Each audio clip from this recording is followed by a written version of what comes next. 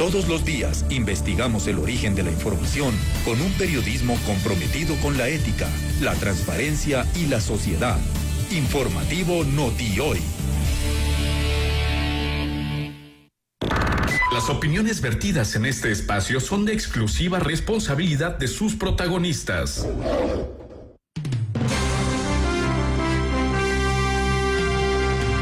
7:50 de la mañana. Continúa el proceso de selección de jueces de la Corte Nacional de Justicia. Se ha mencionado la necesidad de que haya varias veedurías ciudadanas a propósito de establecer algún tipo de mecanismo de transparencia para verificar cómo marcha este concurso, porque evidentemente tenemos historias recientes que hablan de favoritismos, de criterios de subjetividad, en fin, una serie de elementos que daban cuenta de que empañaban de alguna manera este tipo de concursos, de manera que ¿cómo se encuentra ahora? Eso es lo que vamos a conversar con nuestro invitado. Se trata de Mauricio Alarcón, él es director ejecutivo de la Fundación Ciudadanía y Desarrollo. Gracias por atendernos, Mauricio. Bien, antes de la entrevista estábamos conversando y usted decía que tenía antecedentes a propósito de estos justamente concursos previos y que eso permite a la Fundación tener una información que permite hacer comparaciones. En este momento, ¿cuál es su lectura? ¿Cómo nos encontramos frente al tema del concurso? Bienvenido, buenos días. Andrés, buen día y un saludo a la audiencia de Notihoy. Efectivamente, no es un tema de las últimas semanas. Como ustedes saben, este proceso en definitiva inicia tras la evaluación integral que tuvo lugar a finales de 2019, que terminó removiendo a 13 jueces y 10 conjueces de la Corte Nacional de Justicia, y por supuesto se suma el hecho de que un tercio de la Corte Nacional debe ser renovada a inicios de 2021, y efectivamente desde nuestro Observatorio Judicial de Ciudadanía y Desarrollo hemos realizado seguimiento permanente a estos procesos de designación de autoridades del sector justicia, lo que nos permite efectivamente comparar. Hemos hecho seguimiento a los concursos que dirigió el Consejo de la Judicatura del señor Talc. Hicimos seguimiento al proceso de evaluación integral que tuvo con este Consejo de la Judicatura lugar a finales de 2019, y pues ahora estamos haciendo veeduría de este concurso que lamentablemente no cumple con los parámetros básicos y elementales de transparencia y entrega de información a la ciudadanía. A ver, vamos ahí analizando por qué, cuál es la diferencia. Uno creería que más bien ahora debería estar un poco mejor esas condiciones. ¿Qué ha pasado? Bueno, Andrés, muy simple. La fase de postulación, y por mencionar quizá el hito de opacidad más importante, la fase de postulación terminó a finales de julio de este año. El día 29 de julio, después de una prórroga que dio la Judicatura a propósito de la emergencia nacional, culminó la posibilidad de que cualquier ciudadano se postule para la Corte Nacional. No ha sido sino hasta inicios de esta semana, el último día del mes de agosto, que apenas podemos conocer, en lo que corresponde a un informe de la Dirección de Talento Humano con los nombres y los números de cédula de los postulantes. Tenemos, además de lo que se ve, el conocimiento, según este informe, que algunos expedientes no han estado completos, que otros han omitido ciertas formalidades como el tema de tener 10 años de experiencia en el ejercicio profesional. No obstante, estas son afirmaciones en un informe de la Dirección de Talento Humano, porque hasta el día de hoy, antes, y tengo frente a mí abierto el portal web de la Judicatura, no tenemos acceso a los expedientes de los postulantes. ¿Cómo puedo yo corroborar que efectivamente la postulante descalificada tiene o no tiene los 10 años que manda la Constitución y la ley para postular? No tengo cómo constatarlo. Y además nos hemos enterado nuevamente por ese portal que ya se ha designado al comité de expertos que acompañará técnicamente a este proceso.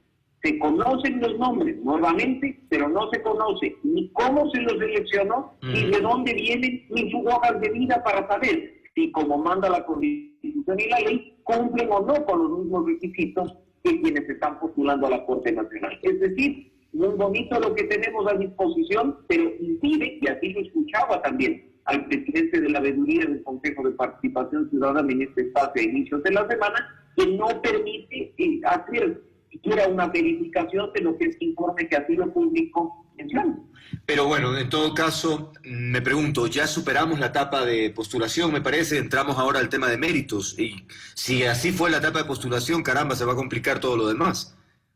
¿Cómo vamos, Andrés, nosotros a verificar los méritos de los postulantes si en el sistema que está a disposición de la ciudadanía no tenemos acceso a las carpetas? No, Ni en las épocas más oscuras del Consejo de la Judicatura anterior se imposibilitaba a los ciudadanos de esto. Prueba de ello es que en el último proceso de renovación de la Corte Nacional, que tuvo lugar en 2017, a estas alturas del concurso, por ejemplo, nuestro Observatorio Judicial ya había detectado problemas en las postulaciones, que había incluso, recordarás tú, porque en este espacio en aquel momento incluso lo abordamos, que una directora jurídica que estaba incluso siendo procesada por los temas de Odebrecht, que era la asesora de la vicepresidenta en aquel entonces, el señor Beat, estaba postulando para la Corte Nacional.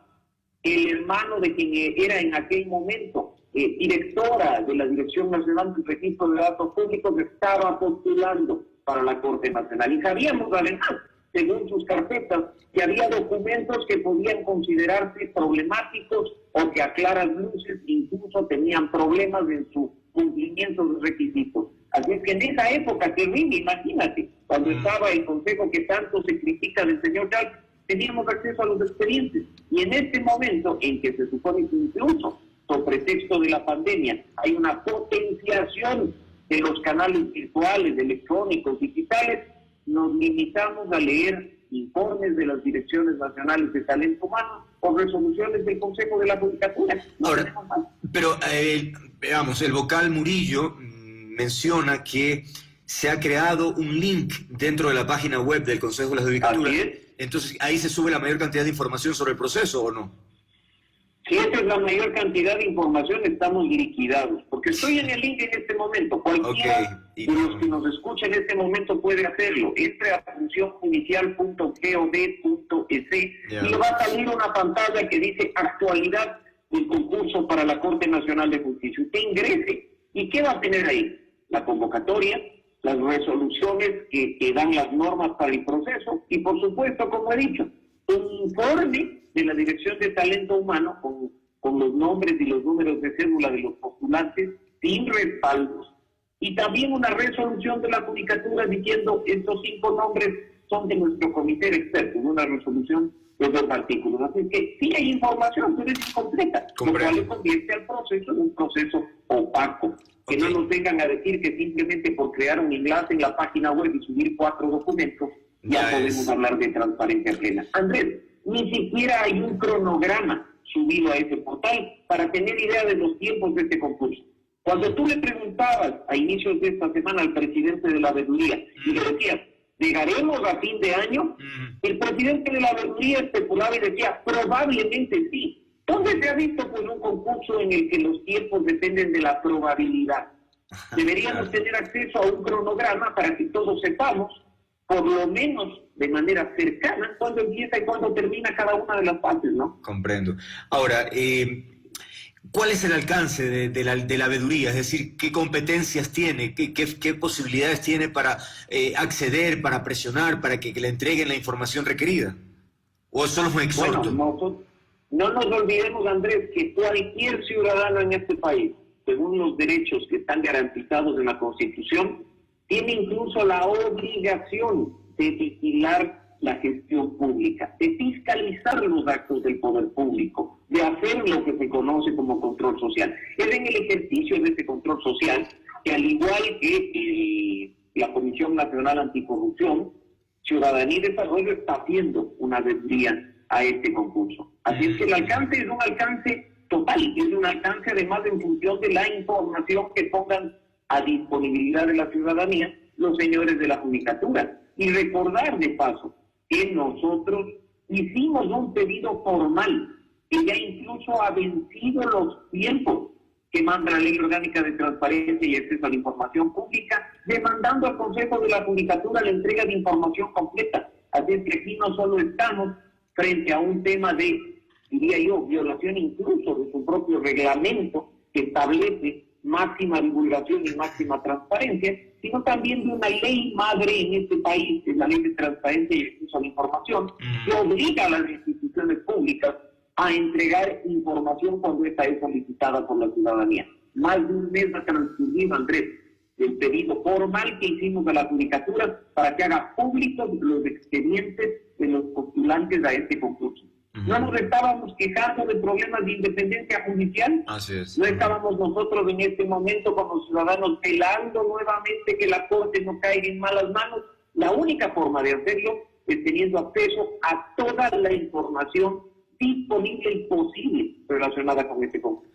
Ahora, si la Fundación Ciudadanía y Desarrollo hace veeduría, también ha solicitado lo propio la Comisión Nacional Anticorrupción, que ha presentado ante el Consejo de la Judicatura una lista de al menos 20 personas que buscarían también ejercer esa Contraloría Social.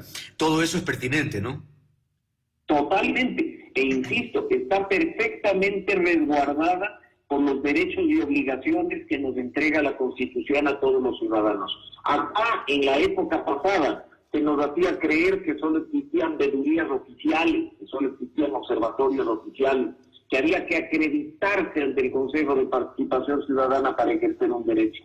Habrás visto tal barbaridad. En este país, los derechos de participación están consagrados en la Constitución. Y si Andrés López quiere hacer veeduría de este concurso, basta con que sea ciudadano y que reclame sus derechos para que pueda hacerlo. Así es que en este caso, como tú bien has mencionado, Ciudadanía y Desarrollo, como lo ha hecho durante todos los últimos años, o la Comisión Nacional Anticorrupción, como lo ha venido haciendo respecto de muchas instituciones públicas, estamos realizando veeduría a este concurso. Y esperamos y exigimos, por supuesto, que se corrijan esos errores. Estamos a tiempo precisamente porque es probable que en los próximos días ya se abra la fase de méritos, y la única forma en la que podamos verificar que las calificaciones que otorga por méritos del Consejo de la Judicatura al menos respondan a lo que dice el reglamento, es obteniendo los expedientes completos de los postulantes.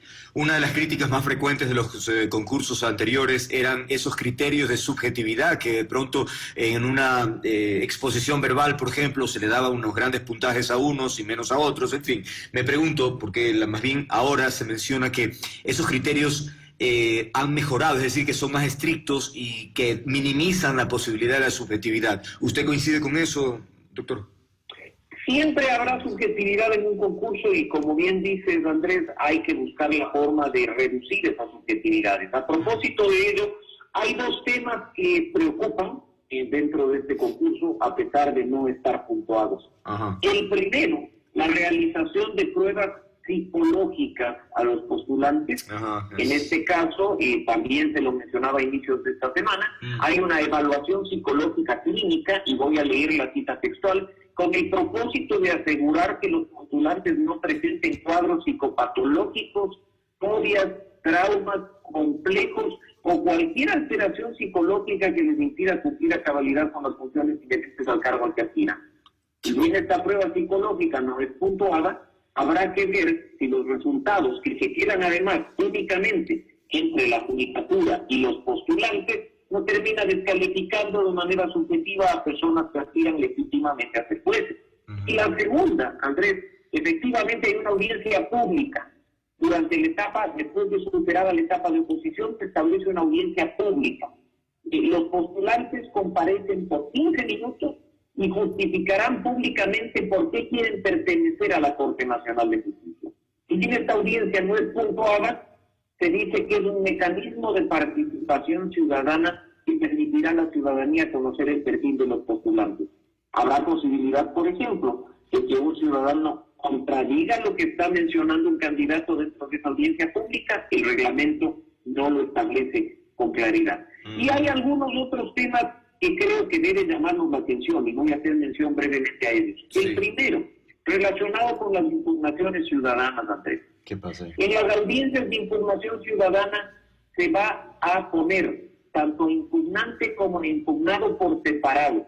Nunca se van a ver la cara. Se les va a dar 15 minutos al uno y 15 minutos al otro para que diga lo que tenga que decir y se retire. Y será finalmente la Judicatura la que resuelva si vale o no vale la impugnación, sin permitir la contradicción, que es un principio fundamental entre impugnado e impugnante. Y además, esto es muy importante, lo único que se dice es que las audiencias de impugnación serán grabadas, pero no se establece si esas audiencias de impugnación serán públicas.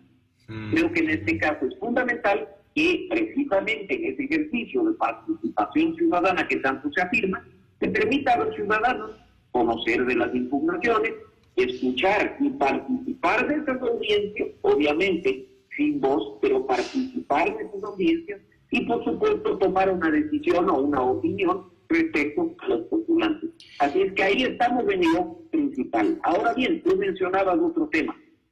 Nuevamente, este Consejo de la Judicatura presenta una tabla de calificación de méritos. No es la misma tabla de concursos anteriores, vuelve a modificar. De nuevo estamos frente al tema de que para cada concurso se establecen nuevas calificaciones. 25 puntos para los méritos, 75 puntos para la oposición. ¿Podría uno considerar un desbalance? Podría ser. Habrá que ver también, y eso nos tomaría algún tiempo, revisar cada una de las ponderaciones que se está dando en este caso a la participación en la carpeta, en los méritos. Si alguien considera, por ejemplo, que la instrucción formal no está plenamente evaluada o que se le está minimizando su puntuación, pues también es un criterio subjetivo, o los temas de experiencia laboral, o los temas de publicaciones, habrá que esperar. Sin embargo, de nuevo, una contradicción que también se encuentra en el reglamento. Se dice que hay puntuación por acciones afirmativas en la parte de méritos. Estas acciones afirmativas están establecidas en el artículo 38 del reglamento, Andrés. Pero el artículo 38 del reglamento está tan mal redactado, pero tan mal redactado, que se contradice, porque parece que hicieron copy-paste y se les olvidó borrar, contradice un inciso con otro.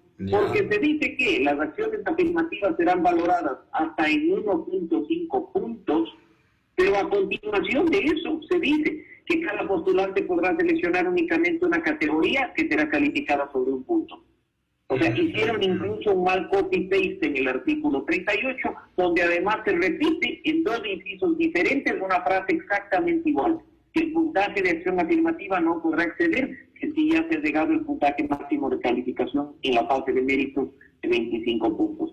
Este tipo de cosas tiene que verse. E incluso va de nuevo con el tema de las acciones afirmativas, las puntuaciones. Andrés, ¿cómo sabes tú si un postulante no está haciendo lo que ha sucedido en las últimas semanas, de presentar, por ejemplo, un carnet del CONADI que ha sido obtenido de manera fraudulenta para obtener un punto adicional? Claro, ¿cómo sabes si no tienes acceso al expediente? Increíble, claro, increíble. Bien, vamos concluyendo. Entonces, le hago la misma pregunta que hacía al otro personaje en el sentido de si llegaremos antes de fin de año con este tema. ¿Qué cree usted? ¿Es decir, o es incertidumbre total? Incertidumbre total ante la ausencia de un cronograma básico que nos dé alguna luz sobre los tiempos, Andrés. ¿Hay tiempos establecidos en el reglamento? Por supuesto que sí, pero esos mismos tiempos fueron movidos por la Judicatura cuando amplió la fase de postulación en una semana.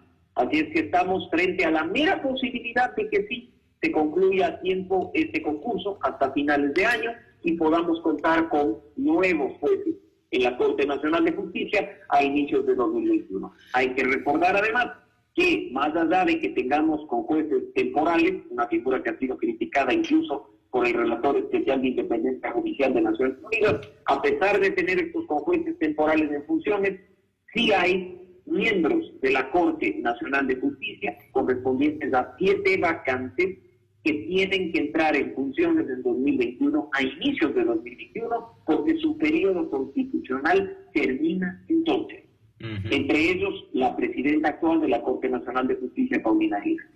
Bien, muchísimas gracias a Mauricio Alarcón, director ejecutivo de Fundación Ciudadanía y Desarrollo.